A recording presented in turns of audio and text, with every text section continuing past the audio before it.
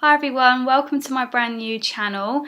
My channel is going to be all about babies, what it's like to be a brand new mum, and I wanted to share with you some of my tips and things that have worked for me as a brand new mum and things that have worked for our little son Edward. Today's video I want to talk about my labour and delivery story.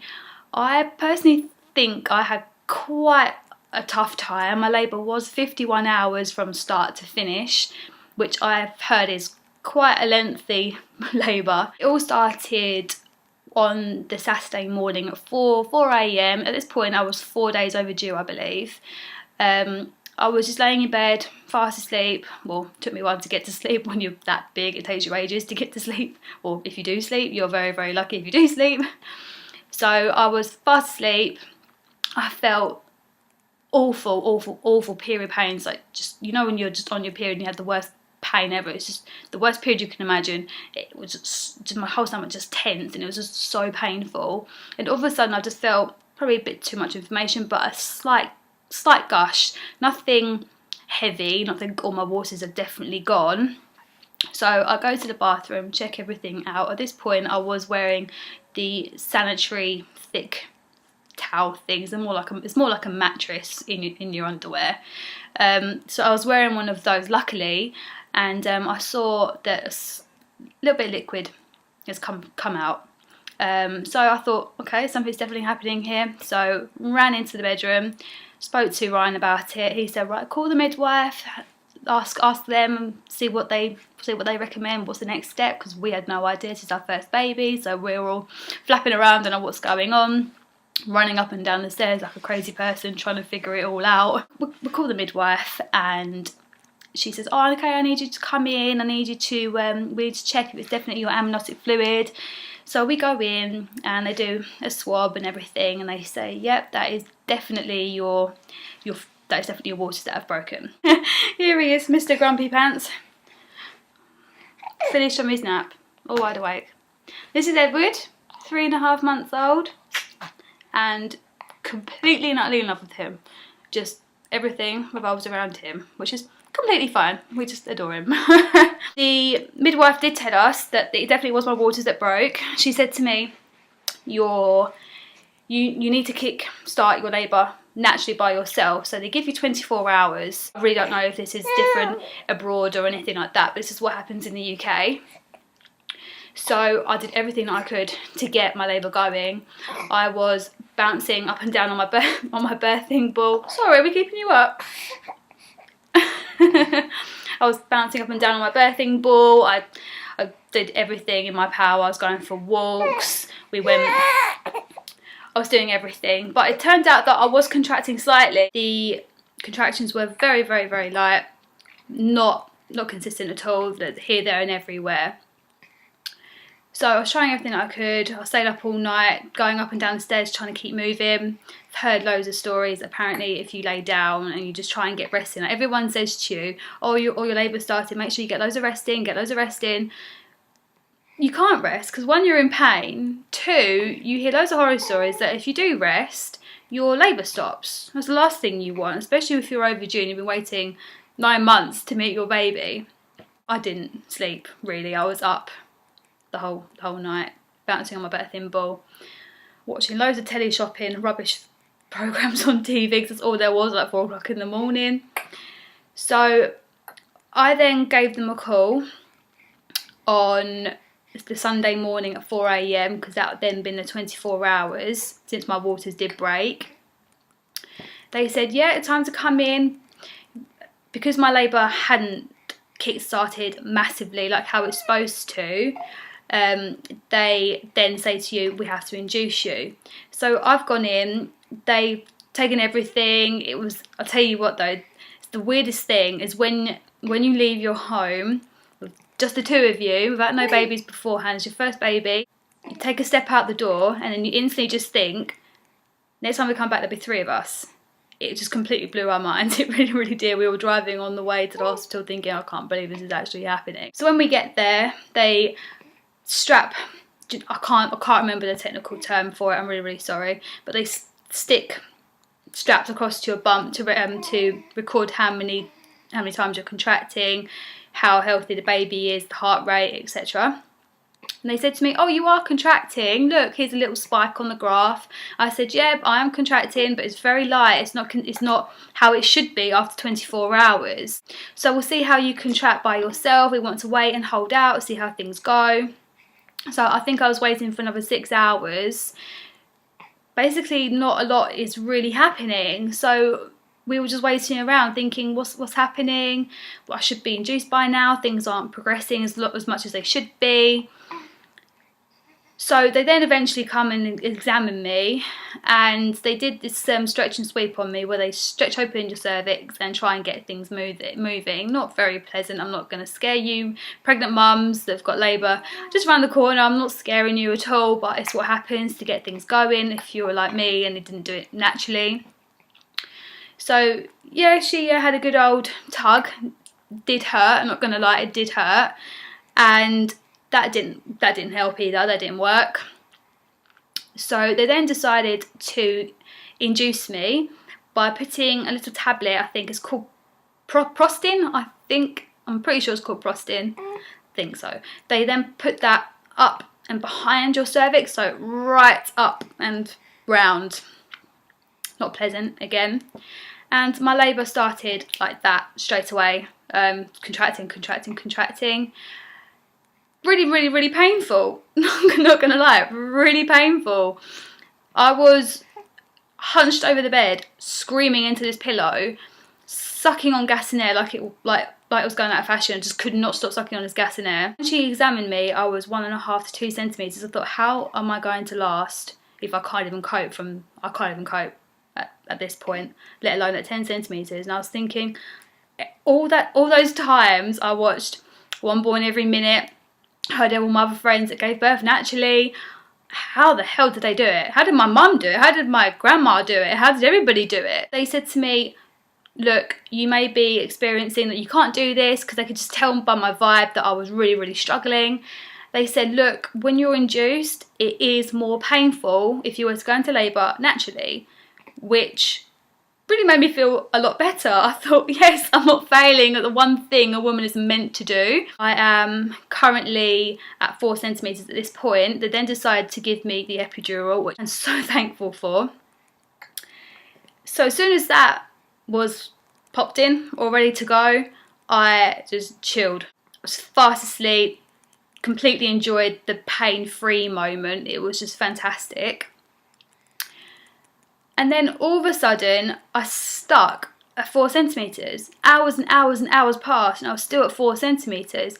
I think I can't actually remember the full story of what actually happened. I really need Ryan here to tell me what happened, because I was kind of out of it, a lot of it, to be honest with you.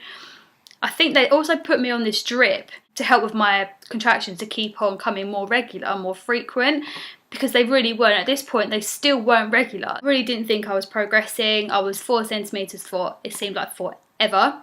Actually, forever. I then had a nap, woke up, and I was 10.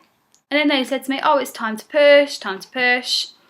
And they did say, because it's your first baby, when you have the epidural, you are completely numb from the waist downwards. I couldn't even wiggle my toe. You can't feel anything, nothing at all. So if you can't feel anything, how are you going to push a baby out? They asked me to refrain from upping my dosage. They wanted me to feel some pain, which I was really scared about. I didn't push my button, really wanted to. Took everything in my power not to press the button, but I did. But I didn't. I didn't press the button.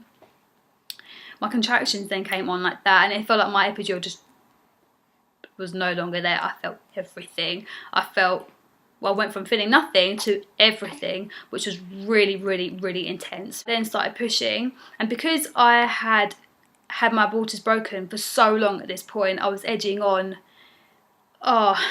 50 odd hours at least, 48, 49 hours. They said to me, right, okay, because it's coming quite close now to him being danger zone, they didn't tell me this until after I had him. They didn't want to scare me, but I had a 2-hour window. If I hadn't pushed him out in 2 hours, I would have gone straight in to have a C-section. I was pushing for 1 hour and 45 minutes.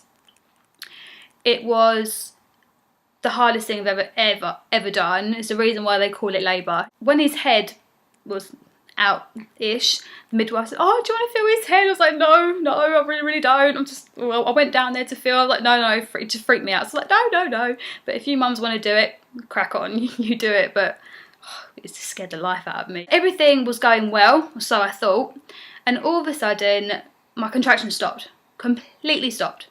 I thought, right, okay, maybe it's just, you know, because they still weren't regular, so I thought maybe I've just got a longer gap. So I was waiting, and then she said to me, right, push down. So I pushed down, and I said, nothing's happening, is there? He's not coming out. And she says, no, he's not.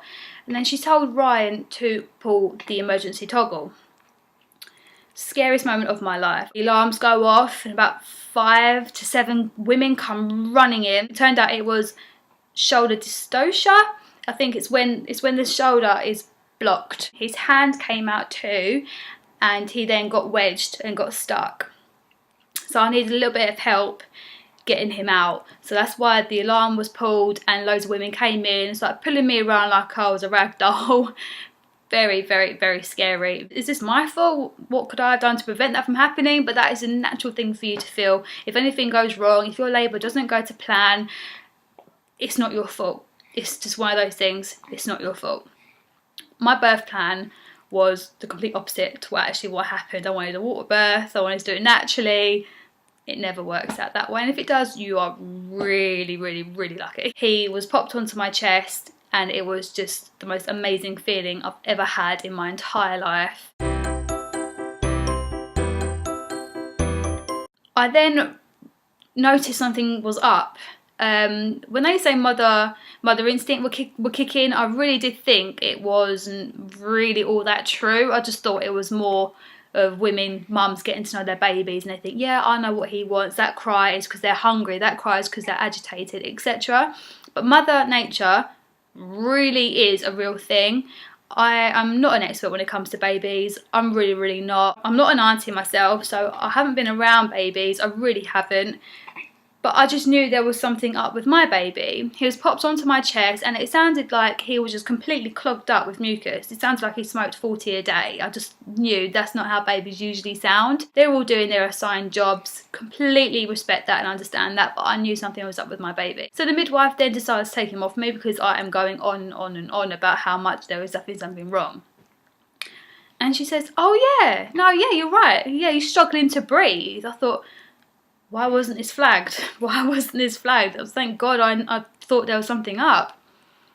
And it turned out that he was expelling all of his air out of his lungs. Like, people who can control their oxygen levels properly, we still got air left in our lungs, but he was getting rid of it all and then bringing it up again. So he did need help breathing.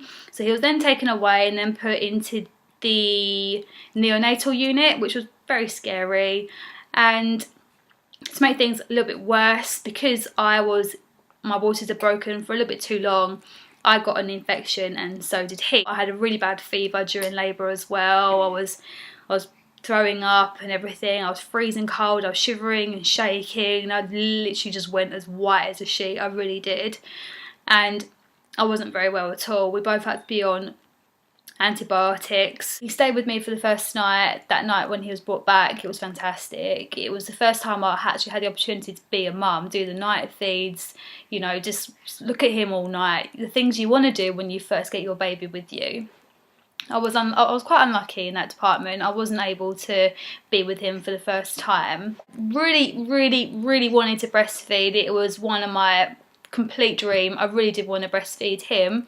But because he was unwell, I was unwell, breastfeeding and feeding was the last thing that came into the doctors and the midwife's mind. I was set aside a little bit while they focused on him, which is everything that I wanted and more. Luckily, he was only in there for a short period of time, but there's so many premature babies we saw coming in and out of there, and it's just amazing what they do. It really is. I really did want to breastfeed. I'm not beating myself up. I'm not beating myself up over it. It's something that happens. Some women are lucky. Some women just aren't. But some women don't want to breastfeed. Some people want to bottle feed, which is completely up to you. It's like completely your choice. Whatever works better for you. The reason why I couldn't personally breastfeed is because he was in the incubator. He was hungry. I wasn't able to hold him. He wasn't able to latch. So what they had to do was introduce the bottle. He then got used to that and then didn't want to latch on to me. Plus my milk flow didn't kick in straight away either. I was there for ages trying to get my milk flow going. It just did not work out for us. But I mean, look at this belly. He really is not going without. I can tell you that now. Happy little thing. So the day came when we all went home. Really scary. Didn't know what to do with the baby. He's crying. What do we do? What does he want? You get on with it. So what I wanted was for Ryan to get as much sleep as possible. I'd be downstairs doing all the night feeds. That was the plan in the beginning before he even came. I was very naive, thinking I could do it all myself. Yeah, no, I truly couldn't. Did it Monday to Friday, and then when the weekends came, they could not come around quick enough. They really couldn't. And Ryan would kindly do it for me. He would... You need sleep. Happy mum, happy baby. Happy baby. Yeah. That is the story of how little Edward Thomas Coleman was brought into this world. And it was the best day of our life. It was the hardest day and yet the best day of our lives. It really was. Not sounding cliche, it really is the most amazing thing, having a baby. It really is. Hard work. Really, really hard work, but it's completely and utterly worth it. And you would go through all that pain, all that difficult pregnancies, the no sleep, the weird cravings, the weird stuff that nobody tells you. You do it all again. Talking of weird cravings and weird pregnancy things that people experience, I will be having a video coming out on that topic, so stay tuned for that. But thank you for watching, and we hope to see you at our next video.